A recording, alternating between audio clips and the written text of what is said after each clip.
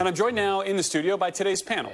Peter Baker, Chief White House Correspondent for the New York Times. He's also an NBC News political analyst and the co-author of The Divider, which is out in paperback today. I got the hardback copy on my nightstand. Also with me is Democratic strategist Ameshia and Republican strategist Brad Todd. So, Peter, I'll start with you. I mean, what do you make of this counter-programming strategy from Donald Trump? To me, it seems less about the primary debate and more about the general election, the way he is trying to go about this next week. Yeah, he doesn't need to be in a primary debate. He's winning, or in his view, almost already won, in effect, the Republican nomination. Why bother to get down on the stage with these guys who have no chance, in his view, of winning? That's the image he wants to present, at least, and in appealing to the union workers, if not the union leadership, he's trying to peel off people, of course, who will be otherwise more sympathetic to President Biden. So you're right. I think it's a general election strategy in a primary election night. Brad, how central is that strategy if he wants to crack the blue wall again, to peel off these union members and say, these folks don't represent you, I do? Well, Republican Party's undergone a realignment in the last 10 years. Donald Trump's a part of it, but he certainly didn't cause it.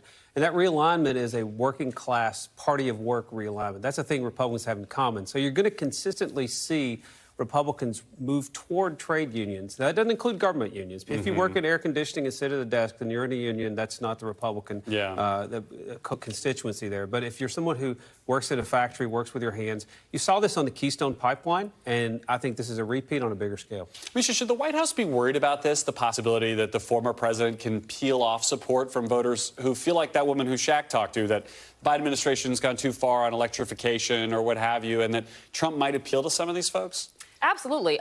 Historically, Trump and the Republican Party has not been friendly towards unions, be it whether it's teachers unions, auto unions, you name it. They are not union strong in any way. But I do think there's something to be said about the change in tempo.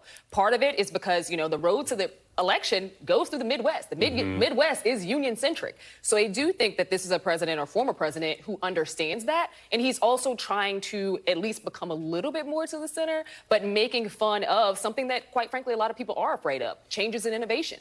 When we talk about electric vehicles, the same way we talk about AI, there are a lot of people who are afraid that they're going to lose their jobs, and I think that there may be a certain quakes there. And even if it is a stunt to have Trump go, I think about when he went to East Palestine and then tried to make that same argument that, you know, President Biden is being president for Ukraine and I'm being president for Ohio.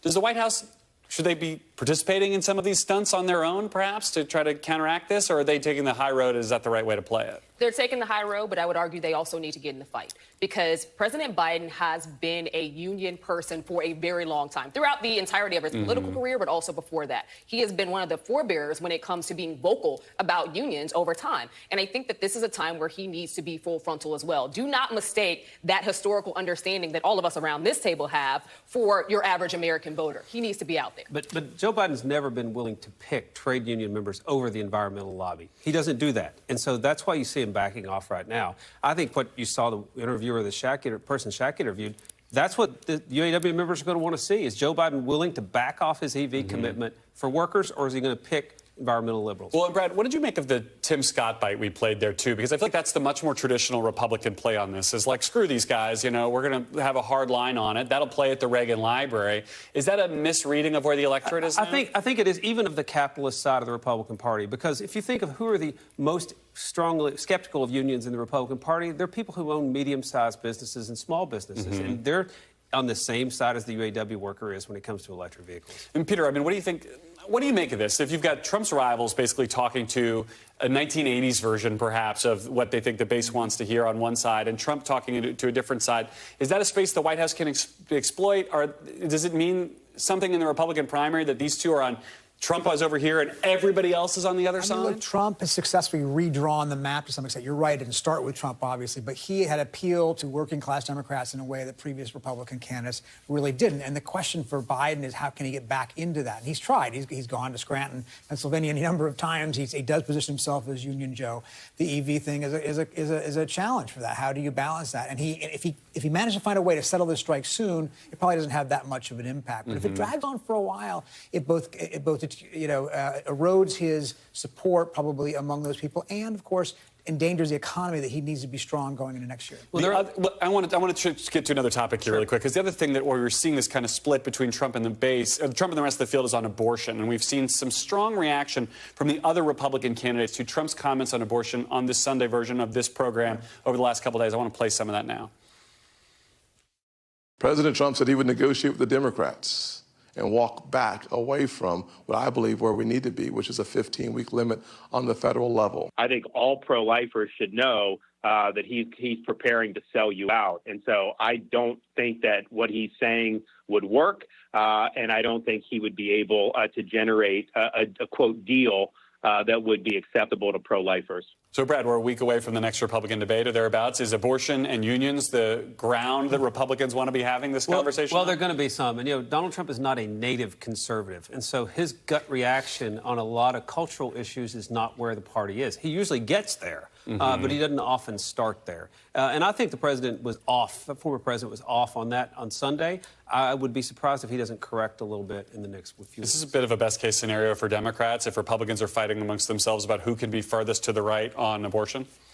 Absolutely. And I think part of it is because they're also being attentive to the national polling. At the end of the day, we know that the majority of the American public does not support highly restrictive abortion at all. So I think that you see in former President Trump somebody who actually wants to win, and to a point that Peter made earlier, he's pivoted to the general election. He is talking to general election voters. He's not talking to Republican primaries because he feels like he's got that locked up anyway. But Tim Scott's not talking about anything extreme. He's talking about where the American people mostly are. It's something latent pregnancy, restrictions having latent pregnancy. And so, but those have already existed. At the end of the day, there are very few pregnancies that end in late-term abortions. Very few. We're talking about less than 3%. And those are emergency medical situations. That has been proven time and time again. He is arguing a mute point to drive up fear. And who gets to legislate that and how, I think, is at the core of this debate, whether it's a national or a state level, or Donald Trump says everybody's going to sit down and talk about it. We're going to come to a negotiated settlement. I'm not sure. I think that's how it's going to go. Peter, Trump's not the only one who's changing his messaging. The Biden campaign has been kind of bouncing back and forth. We talked about this a little earlier in the program, from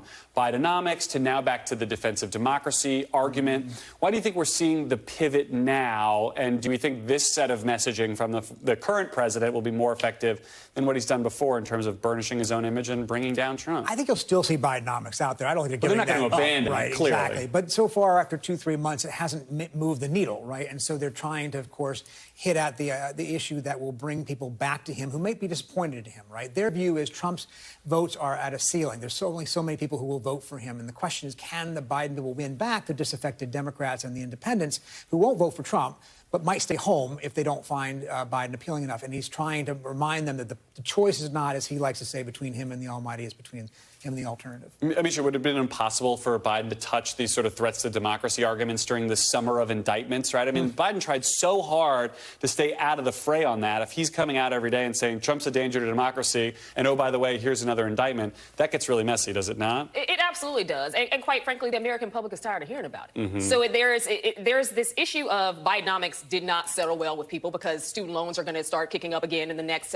few weeks, and people are still having a hard time paying their rent, paying their utilities. On top of that, you also have a situation where many people in America don't feel as though we're spending too much in trying to, in our protection of Ukraine. They don't understand it. It is a very, I would argue, an isolationist posture, but one that is driven by economic woes here in the United States. All right, that's going to have to be the last word on this for now. Ameshia Cross, Brad Todd, Peter Baker, thank you all for coming in.